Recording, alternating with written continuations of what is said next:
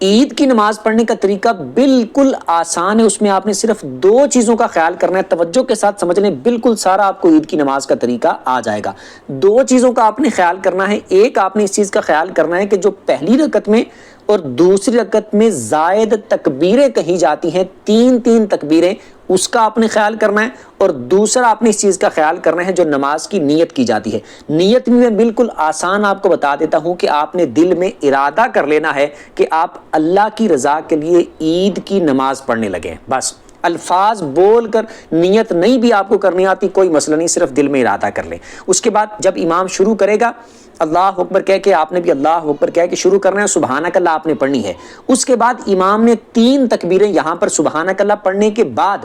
3 زائد تکبیریں یہاں پر کہنی، یعنی 3 بار اللہ اکبر امام نے کہنا ہے۔ آپ نے بھی ہر بار امام کے ساتھ اللہ اکبر کہنا ہے، اور ہاتھ آپ نے اس وقت باندھنے جب نماز میں کچھ پڑھنا ہوتا ہے، جیسے پہلی بار اللہ اکبر کہہ کے ہاتھ باندھے سبحانک اللہ پڑھی، اس کے بعد 3 بار امام اللہ اکبر کہے گا، پہلی 2 تکبیروں کے بعد کچھ نہیں پڑھنا، تو لہٰذا اللہ اکبر کہہ کے ہاتھ چھوڑنے، ہاتھ نہیں باندھنے۔ تیسری تکبیر یعنی تیسری بار جب اللہ اکبر کہنا ہے پھر ہاتھ باندھنے، اور اس کے بعد بھی آپ نے کچھ نہیں پڑھنا، امام نے سورہ فاتحہ اور سورت پڑھنی ہے۔ رکوع سجدے باقی نمازوں کی طرح سیم اسی طرح، دوسری رکعت میں جب اٹھنا ہے سجدے سے تو اس وقت ہاتھ باندھ کے چپ کر کے آپ نے کھڑے ہو جانا ہے، امام سورہ فاتحہ پڑھے گا، امام سورت پڑھے گا، آپ نے خاموش رہنا ہے، اور اس کا آپ نے خیال کرنا ہے یہاں پر دوسری رکعت میں رکوع میں جانے سے پہلے 3 بار اللہ اکبر امام نے کہنا ہے۔